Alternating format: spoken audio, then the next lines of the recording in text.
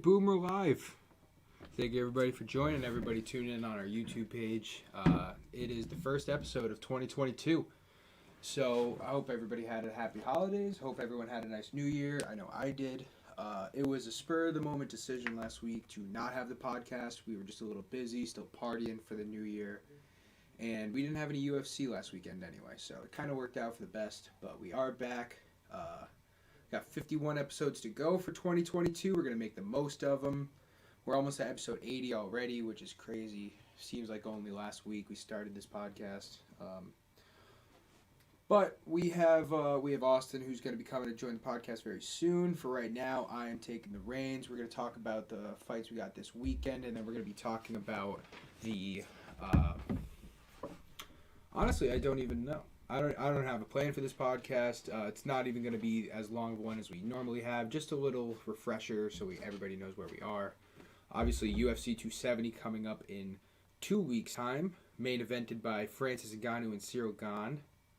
And a report actually just came out from ESPN UFC writer Brett Okamoto saying Ngannou will not fight under his current contract anymore. And we've heard that Dana White and Francis Ngannou have had current contract negotiations where Dana White has said that he may just let the UFC heavyweight champion go after his scheduled bout with Cyril Gane.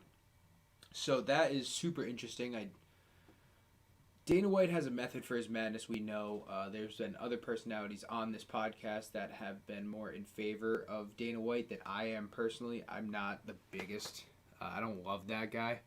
I do understand from a business sense what he's doing, but at the same time, from a spectator's stance and from an appreciator of mixed martial arts and the promotion of the UFC as a whole, I do think that some of his moves are questionable, but who am I?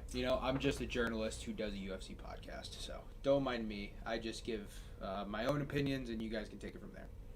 So we have a good show in store for you. We're going to get into Giga Chikadze versus Calvin Kattar very shortly. We'll talk about UFC 270 coming up. We'll talk about some other scheduled fights that are bound to happen in the next couple months because there are a lot of really great fights that have already been scheduled for this year. So go check out MMA Complete Podcast on our YouTube page. Go follow us on our Twitter at complete_MMA, and go check out fansonlysports.com on Facebook, YouTube, Twitter, Twitch, Instagram, LinkedIn, everything you got. We'll be right back to start the show. Thank you everybody for tuning in. Happy 2022.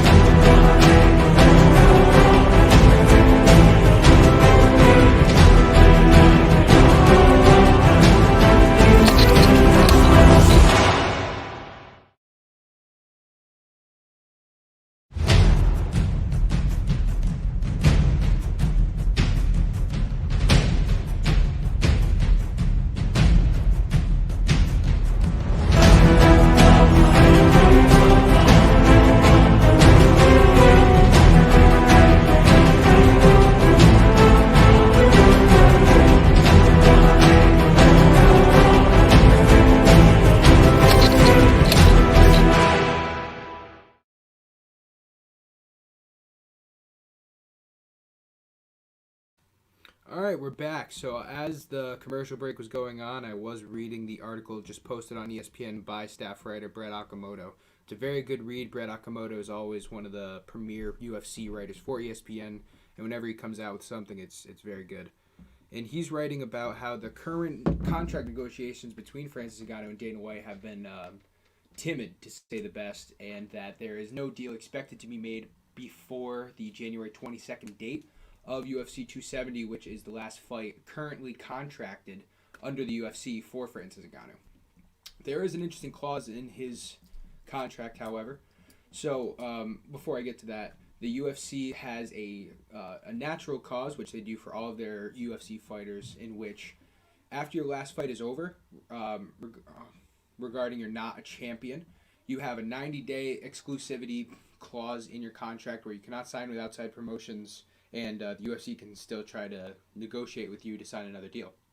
if you are a champion holder, like Francis Ngannou plans to be after the UFC 270 fight versus Cyril Gane, the UFC has a stipulation under the contract called Champions Clause, in which you are now required to fight for 3 more fights or 1 more calendar year, or until you lose the championship. So, if Francis Ngannou was to retain the title against Cyril Gane in 2 weeks' time, we will see Francis Ngannou again, almost guaranteed, for a UFC heavyweight championship fight. That is based on the fact that Francis Ngannou will fight again in a year. And there are several other clauses and fine print that are in that contract that I don't have availability to, such as what would happen if he turns down a fight in the next year and the year passes. Does the UFC have a contract saying that he can't turn down a fight? I don't know personally. But it is a very interesting situation. It's one that's almost unprecedented, really, in the UFC. We've never seen a UFC champion who has not lost the belt leave for another organization due to a contract being up. It's never happened in the UFC before. But Francis Ngannou's current deal is making between $500,000 and $600,000 a fight, and for a top-ranked UFC fighter who has the promotional value of Francis Ngannou, which he absolutely does. He's the hardest hitter in UFC ever. He flatlined Stipe. People know his name. He's this big, intimidating, huge, jacked guy that the UFC can sell the shit out of.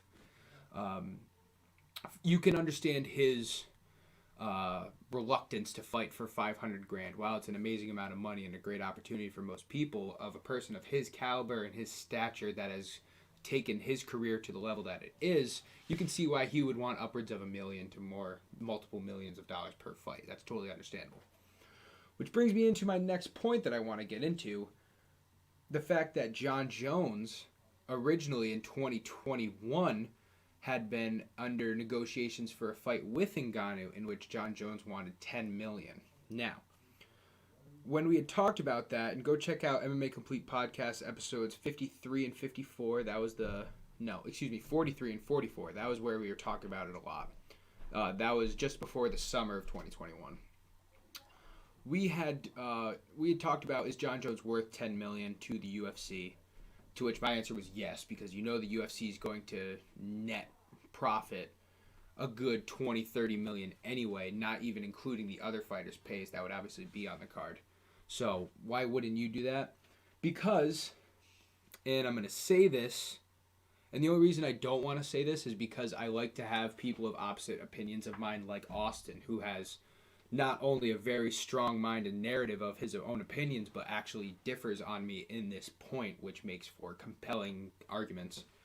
But the UFC and Dana White are stingy bastards when it comes to fighter pay. This isn't breaking news. We all know this. And before anybody goes out there and say that I'm taking from Jake Paul's tweets about fighter pay, we've been talking about this for years, way before Jake Paul. And while Jake Paul made some great points, Dana also made some good points saying that there's no fucking way that Jake Paul wrote that, which I agree with. But that's neither here nor there. The UFC is stingy, and they are trying to get the least amount of pay to fighters as possible, which is a smart business move. Because other organizations can't pay the fighters that the UFC has under contract the way that the UFC does. The UFC is the NFL. All other promotions are like the Canadian Football League. We're on the same page here. I get that. And that is negotiating skill. And that's, background that you have in your corner that you can use. UFC fighters get paid per fight, and they're only going to make as much per fight if they get the most optimizing viewership of those fights. Yes, the UFC will they will set your price or your contracted pay rate based on your skill level, based on your ranking level, which has to do with experience in the company over the last couple of years that you currently possess. But the Conor McGregor factor of do you sell pay-per-views has really become even more than your skill as far as a pay rate contributor. And Francis Ngannou, it's an interesting point, to Dana White's credit. Francis Ngannou has not gotten a lot of publicity. He's not gotten a lot of promotion. Could that be because he only had 1 or 2 fights left on his current contract, and there was no advancement on the next contract? Possibly. Dana's very smart like that. Why would you promote a fighter and make him huge and make him this huge sensation if you know that you're going to have to negotiate a contract in another year? He's very smart. As stingy and as, I don't want to say the dick that he is, he's a smart businessman. As much grief I've given Dana, I will never say otherwise. He's such a smart businessman. He's been in the company since it basically started. I think he's been in the company since like 94, and it started in 92. He knows how to work the system. He knows how to work the fighters, and he knows how to negotiate contracts because he has been doing it for 20 years. So he's very smart, but at the same time, how long is that going to last you? He says to all these fighters like a Jorge Masvidal, like a Jake Paul, he even said it to Khabib, if you want to go out and you want to make your own promotion, go do that. Like, good luck. Have fun with it. Because he knows they're not going to get to the level of the UFC. Problem is what if one day they do get to the level of the UFC? And the most interesting promotion that would get close to that would be Eagle FC by Khabib Nurmagomedov, who started his own promotion in Russia, who's recently signed some fighters. They're becoming more prominent in the media. They have a chance to break through that wall of being a C-level organization to a B and maybe even one day an A-level organization because of the hype surrounding Khabib Nurmagomedov. He's going to have to do more promoting it. He's going to have to sign more fighters. It's going to have to be in existence for a couple of years before it gets there. But if the UFC could finally get some competition from a promotional sense to really, like, the fact of the matter is, your promotion, your organization is only as strong as the fighters you have signed. And the UFC, clearly, by far, no competition has the best roster of any combat sports organization. Strikeforce, Bellator, one championship. It's not even close. You have some guys that are over in one, like Demetrius Johnson. You have some guys who are over in Bellator, like a Ryan Bader or an Anthony Johnson or a Yoel Romero. That's great. But do you have the following that UFC's built up? Do you have the Twitter followers? Do you have the name recognition that UFC has? No one's even close. Could that change over the next couple years? I do believe it could. I believe that Bellator in particular and Eagle FC have really become promotions that have the ability to cross over that next level. But for right now, the UFC is basically saying, you're playing by our rules or go fuck yourself. Which is a smart business decision, which at the end of the day is all you really have. You have business decisions, and then you have weaknesses, I guess would be the opposite, because yes, it would make sense to give these fighters what they deserve, the health insurance that they deserve, the $50,000 minimum pays that they deserve, the long-term health care that they deserve, especially with stuff like CTE and other head injuries. That would all make sense. But the UFC doesn't need to do that because free agent fighters are going to sign with the UFC whether they have those stipulations or not, just based on UFC's past and their present, not their future. You just, as someone who's watched the UFC since UFC 44 back in 2000, whatever, with Matt Hughes and George St. Pierre and BJ Penn and Randy Couture and Tim Sylvia, Rampage Jackson, Chuck Liddell, and all those guys, to see the advancement of the sport to this mega million conglomerate corporation that it is today is amazing. It's so great to see the level that this sport has turned into based solely off one promotion, which is the UFC. I don't want to say solely, but everybody who knows what I'm talking about knows that it's solely on UFC. Like Bellator and Strikeforce have been around forever, but it's UFC. It really is UFC's territory. It's as close to a monopoly on sports as you can get. Because the NFL has a monopoly on professional football, but college football is almost as huge as the NFL, so you don't really have a monopoly on an entire sport. You know, the same thing with the MLB. Actually, the MLB has Japanese leagues and they have Chinese leagues, but they have farm teams that also take up a lot of fan attention, and it's not just the professional level. There's no other sport in which one corporation monopolizes the entire viewership, or at least 80% of the viewership of its sport's entirety, like the UFC does. And so, I love opening up these shows with rants. I hope the viewers like it as well. Let me know if you'd rather see more introspective and argumentative commentary between me and Austin and Mark and Dylan. But I really do love having these little rants where I can get it off my chest. UFC is... What would be the best way to describe it? They're General Electric.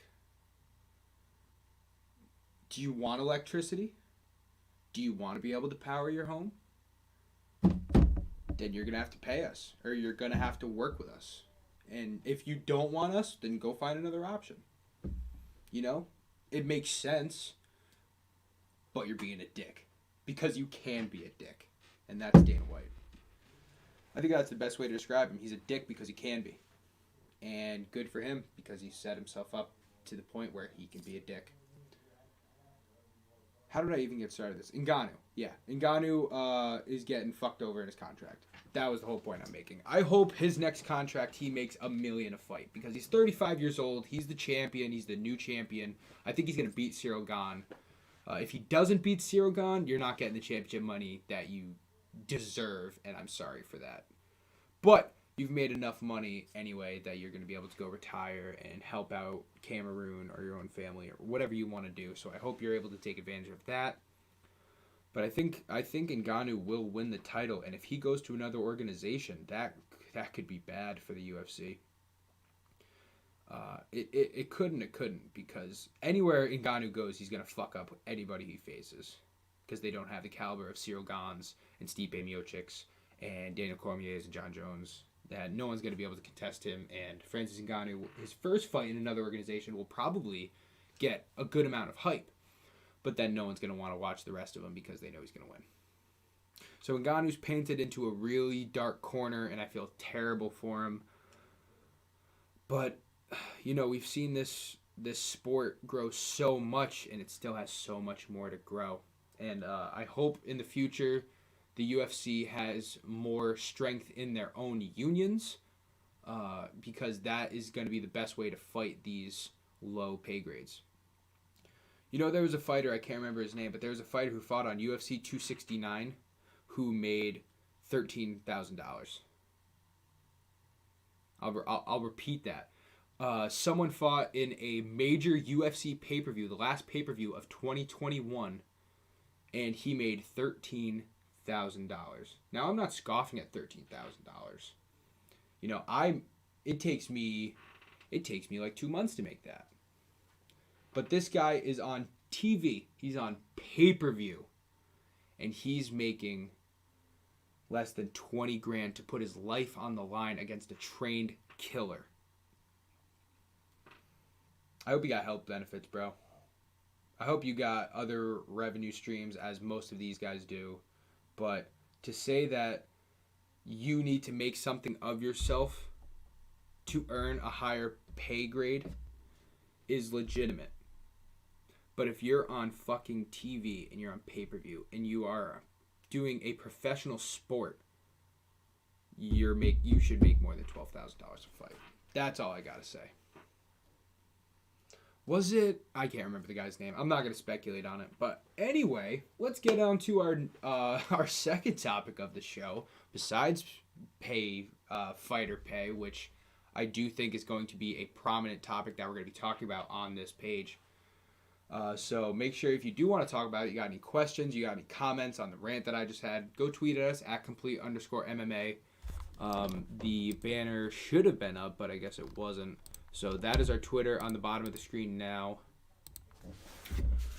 make sure you go tweet at us or just leave a comment on the video. We reply to all the comments on the videos afterwards it's posted. And, yeah, that would be much appreciated. Let me know if you love the rants or if you'd rather me actually talk about fights. So, coming up this weekend, Giga Chikadze versus Calvin Kattar in the featherweight division.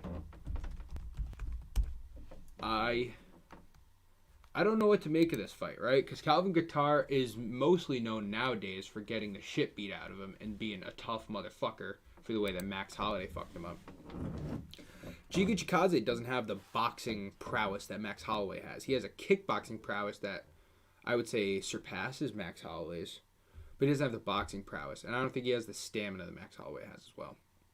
Which means that Calvin Kattar is going to be able to get some offense in. And I don't think he's going to be able to get knocked out as easily as Chikadze's previous opponents. That being said, I think Chikadze wins. Although I'm not sure, because I've kind of talked myself into it. Calvin Kattar is a bad motherfucker. I think his fight against Max Holloway really lowered fan appreciation of him because he is a top 5 featherweight in the world. He just happened to fight the number 1A featherweight in the world of Max Holloway. And I think that Calvin Kattar is going to be able to stand in front of Giga Chikadze, not have any fear. He's going to take those kicks that Chikadze is so well versed in. And I don't know. I think that I think this is going to be a war. I think it's going to go all 5 rounds. I think Chikadze is going to win by a split decision. That's what I'm going to say. It's going to be interesting to see Chikadze's ability to bounce back after getting hit, though, because in his previous UFC fights, we haven't seen him get hit a whole lot. And this is my pick for the top riser of UFC in 2022. I think that Chikadze is going to be in the top 3 of this division by the end of the year. I think he's going to win this fight and another fight, and he's going to challenge for the title. Maybe at the end of this year, maybe in 2023, as far as basing on if Alexander Volkanovski wants to defend the title 3 times this year, which I don't think he will. But I think Chikadze has... I think he has it. And I think Calvin Kattar has it too. Calvin Kattar is just... He's that number 5 gatekeeper. He belongs at number 6, but he's not going to beat these top 5 guys in featherweight. That Actually, maybe that's not true because what we're going to get into in a little bit... one of the UFC featherweight top contenders, I don't believe should be as high ranked as he is. We're going to get into that in a little bit. So I do believe that Calvin Kattar is like the number 5 featherweight. He just happens to be fighting all the best featherweights in the world. And, you know, if he gets a win out of it, great for him. I hope he does. Boston strong. Love Calvin Kattar. But I think Giga Chikadze is going to be able to continue his run of form in the UFC. And not take out, but humbly defeat Calvin Kattar this weekend. Which, by the way, this weekend also has a co-main event of Jake Collier versus Chase Sherman, heavyweight bout. That's a great fight. And it has a top 5 ranked flyweight fight as well between Brandon Royval and Rogerio Bontorin, which promises to be so good. For people sleeping on this fight, Bontorin versus Royval, you're missing out. This could be the main event, and I wouldn't be shocked at all. Rogerio Bontorin, one of the best sleepers in the flyweight division, who has an amazing ground game, against the future of this division, and Brandon Royval, who is as well-rounded as anybody in the division, including Figueiredo and Moreno. This fight is going to be a banger. I think that Brandon Royval will knock out Bontorin, though. I think Brandon Royval is going to fight for the flyweight championship at the end of the year, and I think he, depending on who he fights, I think he beats Moreno. I don't know about Figueiredo. And speaking of the flyweight division, speaking of that flyweight championship, we are going to be seeing that come 2 weeks' time. So, UFC 270, which will take place on Austin's birthday, January 22nd of this year, is headlined by the heavyweight championship between champion Francis Ngannou and undefeated interim champion Cyril Gane, former training partners in France, now turned enemies. That was my little... this fight is going to be... It's going to be clear by the middle of the first round who's going to win this fight. Either Ngannou's going to pressure the shit out of Gane Gane's not going to know what to do. Gane's going to fuck up and he's going to get caught. Or Ciryl Gane is going to play a patient, well-rounded fight that probably involves going to the ground. It involves kicking the shit out of Francis Ngannou's legs. And he takes Ngannou into deep waters, and he takes him all 5 rounds, which Ngannou's never been competitive after like 3 rounds. We saw the first fight with Stipe that went 5 rounds, but Ngannou was gassed by the 3rd round. So if this fight closely resembles that, like almost his fight with Derek Lewis, where Lewis wasn't able to do anything after the 2nd round, then Ciryl Gane will win. So after the 1st round, the chances of Ngannou winning drop significantly because Ciryl Gane is so well-rounded of a fighter. I do think that Francis Ngannou knocks out Ciryl Gane in the 1st or 2nd round. I really do believe that. I think Francis Ngannou has taken his wrestling to another level since the last 3 years have gone by. I think that until that man dies, he will be able to knock anyone on the planet out with 1 punch. And I just think that he's intimidating to the point that every fighter that steps into the octagon with him is at a disadvantage just off the start. I think that if you were to say that you're not scared of Francis Ngannou's punching power, you're a liar. Whether that be Miocic, Ciryl Gane, John Jones, whether that be Brock Lesnar, anybody, you're scared of Francis Ngannou's punching power, which if you fix it into your game plan, obviously could help you benefit in other ways by being patient and looking for takedowns, what have you. But you're not going to be able to fight the way you want to fight because that guy can put your lights out with 1 hit. So I think Ciryl Gane has a disadvantage. I think that Ciryl Gane will be heavyweight champion one day because I think he's only 30 years old. But it's not going to be his night on January 22nd. I think Ngannou is going to remain champion until he gets fired, possibly. And good for him because Ngannou is the baddest man on the planet besides John Jones. But that's an argument for another day. Co-main event of UFC 270 is the flyweight bout we were talking about, the trilogy between Brandon Moreno and Davison Figueiredo. Figueiredo's going to win. I'm sorry to everybody who loves Brandon Moreno and his Lego building ass, who got kicked so hard in the dick in the first fight that I almost threw up watching at home. It was the worst groin strike I've ever seen in my life. And that man got up and fought another round and a half. Brandon Moreno is a tough motherfucker. But Davison Figueiredo, his jiu-jitsu and his power of his jabs are going to be too much. And honestly, if Figueiredo doesn't finish Moreno in the first 3 rounds, I'd be shocked. Oh, look who joined us. You missed my rant. Oh. First 20 minutes of the podcast, first 10 minutes, whatever, I was ranting about fighter pay. Oh, fighter pay? Yeah, I mean, Jake. I had said Jake disclaimer, Paul I'm not taking pod. this from Jake Paul, but Yeah. whoever wrote that for Jake Paul made some interesting points. Yeah. Because it wasn't Jake Paul.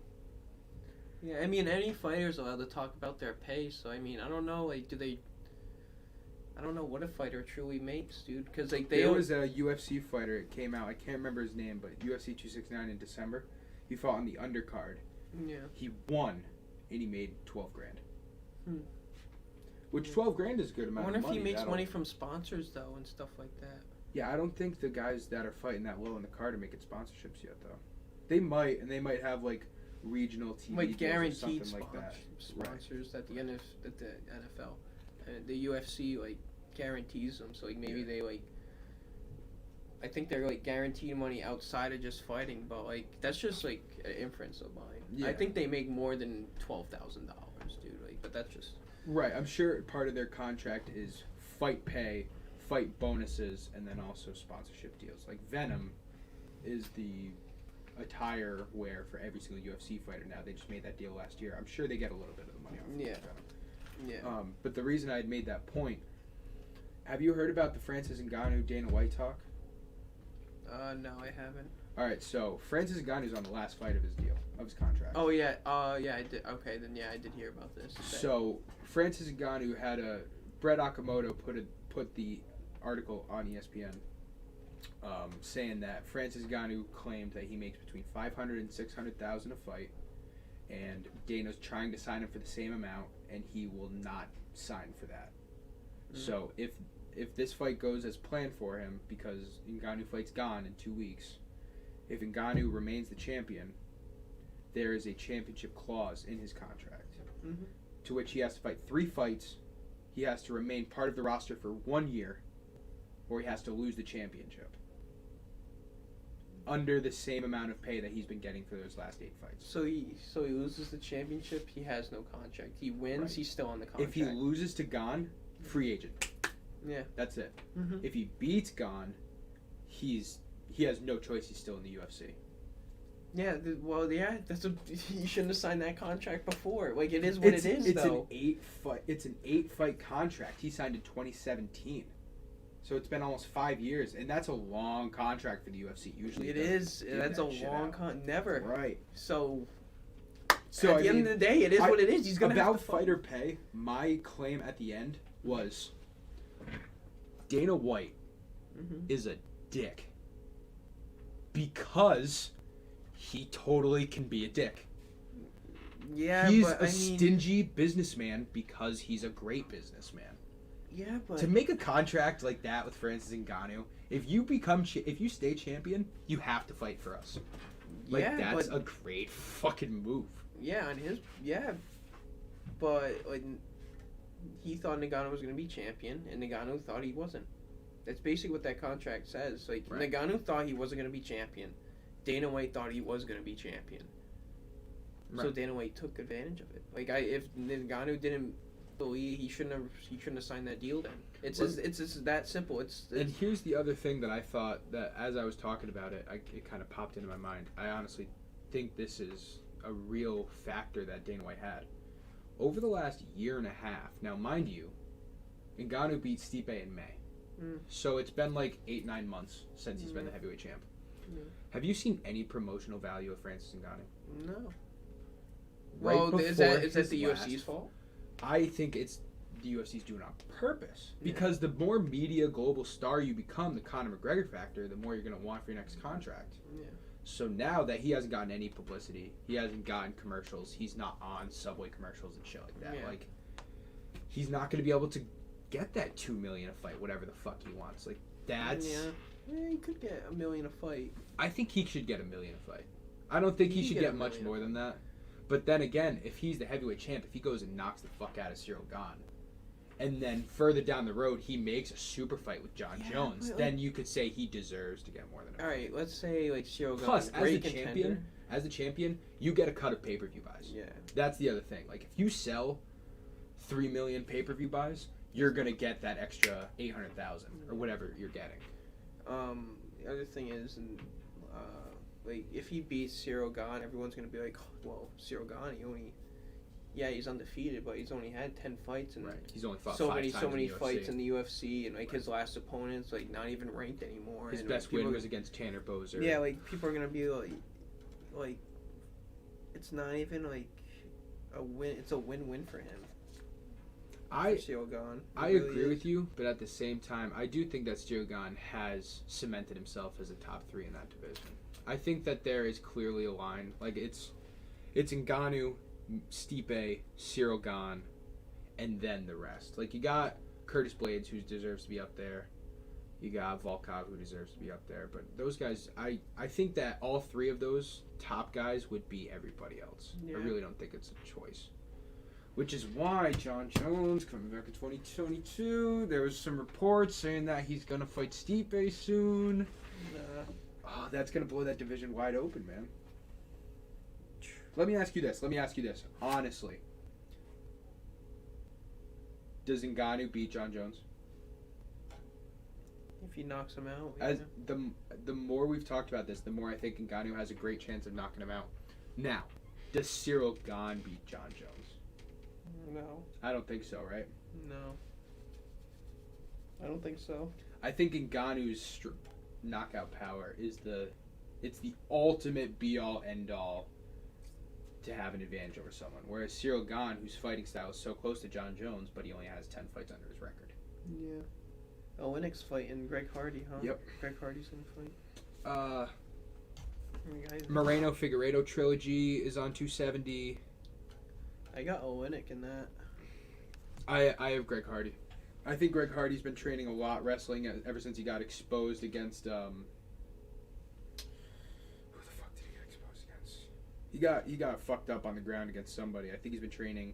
And then Olenek, who's great at jiu-jitsu, has no stand-up. So as soon as it remains standing, I think Greg Hardy knocks him out. Yeah. Movsar Evlov versus Ilia Tuporia in the featherweight division is an interesting fight. I'm sure you've heard me say that guy's name before, but Ilia Tuporia is my boy. That is my number one prospect in the UFC right now. Other than Wallace Willie? I don't think Wallace Willie's really a prospect anymore. When I say prospect, I mean like guys under 25 years old that aren't ranked. Oh, okay. Like Tuporia just turned 23, and he's not ranked. He's the guy that beat Ryan Hall. Yeah. Yeah. What do you got? Moreno Figueiredo 3?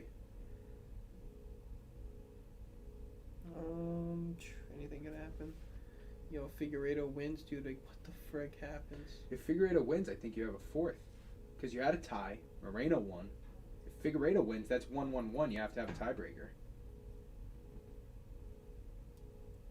I just think, man, it's a close fight, man. It really is. I like Figueiredo. I like Figueiredo too. I like Figueiredo.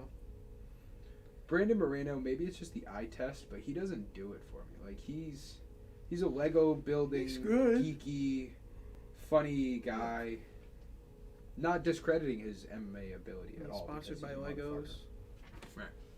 I don't know. I think it's just if Figueiredo can make that weight cut easier on himself or like eat better. I know people have been saying that if he loses this fight, he could go to bantamweight. Yeah, and that would be crazy. Yeah.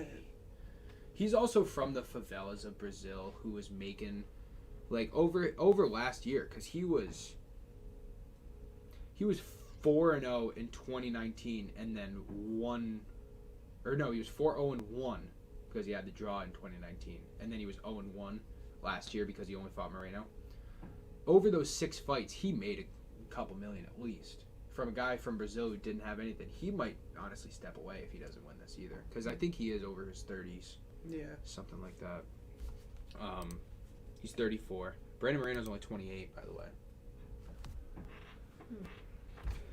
Let's look at some tails of the tape. Moreno has a 2-inch reach advantage, 2-inch height advantage. Ngannou has a 2-inch reach advantage. Movsar Evlov has a 4-inch reach advantage over Ilia Tuporia. That's interesting. And same reach for Hardy and Olenek. Yeah, I like Olenek. I think he can get him to the ground. I think to the black belt. Is it too early to talk about pod bets?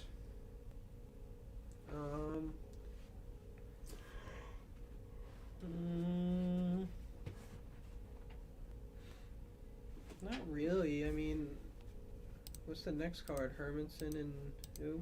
Hermanson Strickland.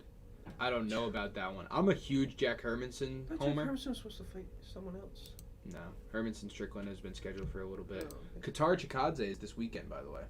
Yeah, I like Chikadze. I like Chikadze too. Although I was talking about it, the more and more I talk about it, Calvin Qatar is a tough motherfucker. He went 5 rounds getting his ass beat by Max Holloway, who is a better boxer than Chikadze. Yeah, but very similar styles. Chikadze has a very similar style to Max Holloway. I don't know. I think Chikadze has better more kicks. Right, and I think he has a lower base than Max Holloway. Max Holloway's going to be in your face. I'm not saying he's pinpoint Max Holloway. I'm saying his styles. I just think that Calvin Qatar is going to be able to land some shots on Chikadze to the point that we haven't really seen Chikadze take. I think he's going to be able to mix it up, and I think Chikadze is going to win by a split decision. Honestly, I think this fight goes to decision. I think Chikadze is going to blow right through him, but that's just me. I really do. And another fight, Brandon Royval versus Rogerio Bontorin. That's a top 5 fight in flyweight. That's something to look out for too. Interesting. But yeah, I can read off actually some main events. I haven't talked about the events coming up. So we have. Let me actually go to my Excel page because I have more on here than Google has. Weird flex, but okay. So the week after UFC 270 is main evented by the middleweight bout between Jack Hermanson and Sean Strickland. That's going to be a good fight. Initial prediction is that Jack Hermanson wins, although I do think Sean Strickland's riding high. He might be able to do it. After that fight, so that is that January 29th or February 5th? That's February 5th. So we have another situation. You know how 268 and 267 were like really close to each other? Like it was like back-to-back weekends or some shit. UFC 270 and UFC 271 it's 2 pay-per-views in 3 weekends. So in obviously UFC 270, what we've been talking about, that's Ngannou Gane, Moreno Figueiredo, and Movsar Evloev versus Ilia Topuria. UFC 271, which is happening February 12th, is Adesanya versus Whitaker. That's only like a month away. Adesanya. Now, the undercards are pretty stacked, but to be honest with you, there isn't a whole lot of big fights on this card. Adesanya Whitaker is the main event, and then Jared Cannonier versus Derek Brunson is the co-main event. So that's like the 2 biggest middleweight fights you could make right now. But besides that, there's not a whole lot of other fights. Yeah, it's an interesting fight, Adesanya Whitaker. I mean, obviously, like, we all think Adesanya's going to win, but Whitaker puts up the best I don't know, man. Whitaker he's been on a 4-fight win streak since losing. He's talked a lot about watching the Blachowicz Adesanya tapes and taken from that. I think Whitaker has the ability to grapple with him. I do think that Whitaker has the best chance of beating Adesanya, and if he doesn't, no one else will. Yeah, I feel like we see this every time a champion fights someone for the first time, though. Like, you know what I mean? Like, but I guess that's why he's fighting him. Right. And I think that the first fight between Whitaker and Adesanya was a bad look for Whitaker because Whitaker went... We're almost in February. That's crazy. Sorry to cut you off. Whitaker went 10 rounds with Yoel Romero, and then he just happened to get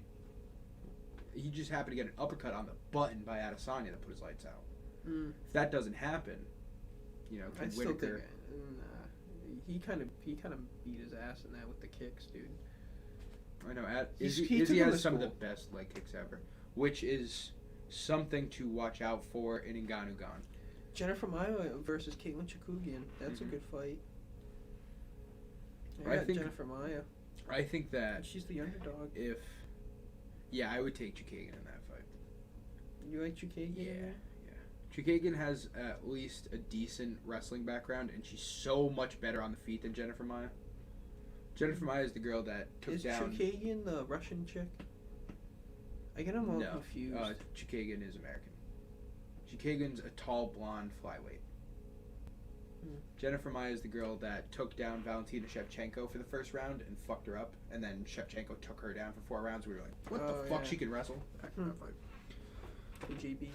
Charles Rosa. Yeah, some interesting ones. Damn, you like Greg Hardy, huh? That's surprising. I like Greg Hardy. I'm not gonna put money on either way of that fight, though. Yeah. Trevin Giles. Rafael Dos Anjos versus Rafael Fiziev was just announced for February 19th. Rafael Dos Anjos making his return after like 2 years away to fight a 25-year-old prospect instead of fighting a actually like big guy like he was supposed to against Kamaev. Yeah, so he thinks he can beat this guy. Dude, Fiziev is really good. And I would pick Fiziev. I don't know, man. Rafael Dos Anjos has been... I just wonder, like, these 37-year-old guys who's been in so many wars, how's their chin holding up? Yeah, I'm going to pick Fiziev, dude. I'm going to bet against him. Fiziev's last fight, he won by knockout off a spinning heel kick that left his opponent doing the chicken dance. So. Yeah. I just think it's Rafael Dos Anjos' time's up, I think. Yeah, you take 2 years off at that age, man. That shit's and gonna not only show. That, but he's like number 8 ranked, and I think as soon as he loses, he's off the rankings. Yeah, because I don't even think he should be there. Is this guy on the rankings, Rafael? Yeah. Yep. Yeah. Fiziev is like 9. 9. Yeah, maybe he can still be on there. Maybe him and Tony Ferguson can fight. Fiziev is the 8th ranked contender. Dos Anjos is the 9th ranked contender. Him and Tony Ferguson can fight. Yeah, they could both what give is themselves. Tony Ferg gonna do? Tony Ferg needs a good fight coming up. Both of them could save like give each other a chance. Do you think a fight against Conor would help or hurt Tony more? No, help. 100%. Do you think Tony can beat Conor? Yeah, but I think Conor just doesn't lose against him. Oh, well, that's what I mean. So obviously Ferguson has the ability to beat Conor. Yeah. Obviously, especially like taking him to the ground.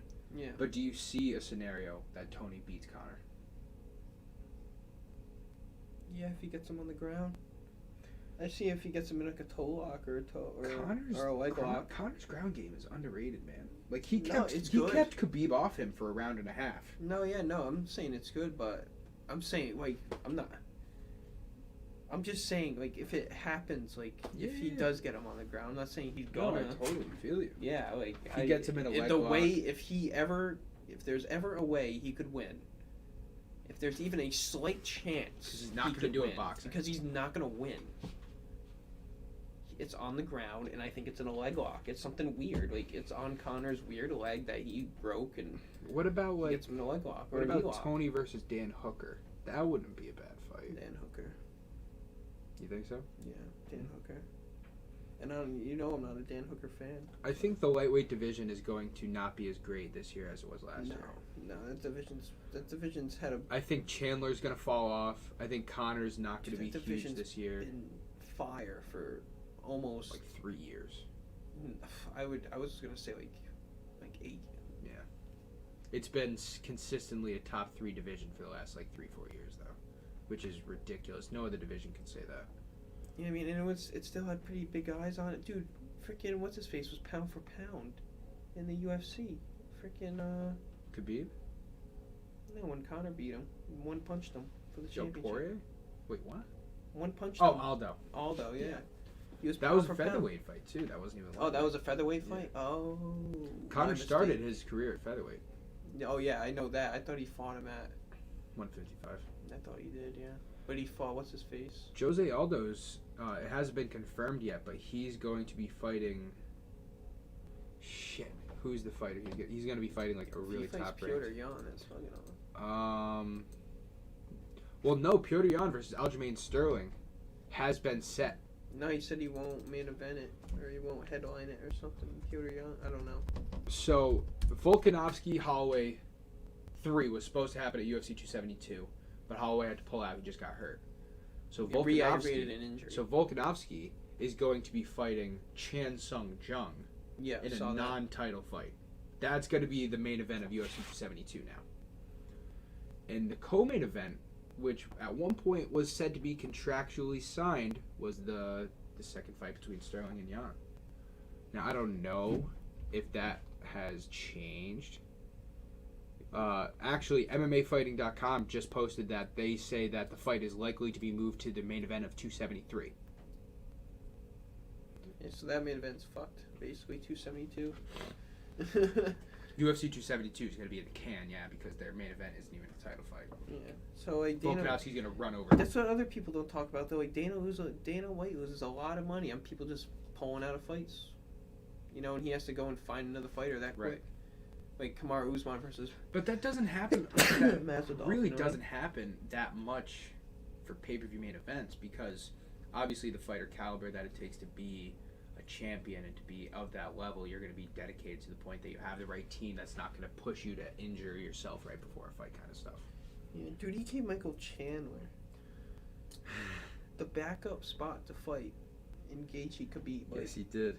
Instead of Tony Ferguson or McGregor or Poirier or Oliveira or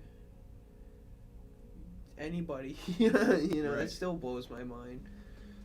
It's crazy that Michael Chandler's been in the UFC. I mean, it hasn't been that long since he's been out, but it's crazy that Michael Chandler's connected that far back to when Khabib's last fight. Khabib's last fight was November of 2020. It was our first live stream. Chandler's first. No, it was like our third, I think. No, Pretty sure our first one was Cormier DC 251. No, Masvidal Usman. That was our first pay-per-view. I thought it was Khabib because we No, were that was just our surprised, biggest one. That's still our biggest one. We had like 20,000 views or something.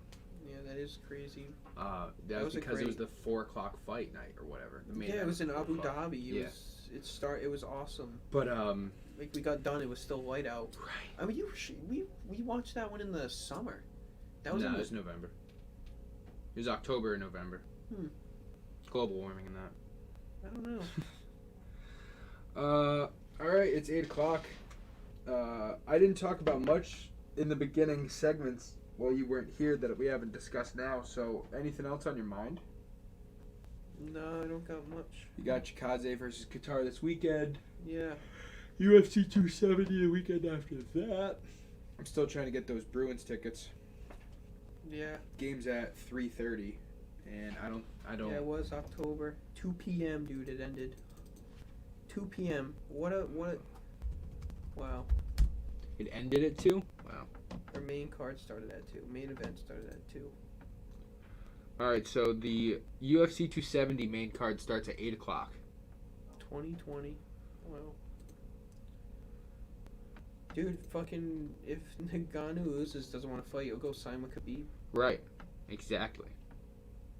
And Dana will be like, dude, I like the way Khabib structured it, dude. He has a good structure to I don't think that Khabib has a heavyweight division yet, though. That's the big thing.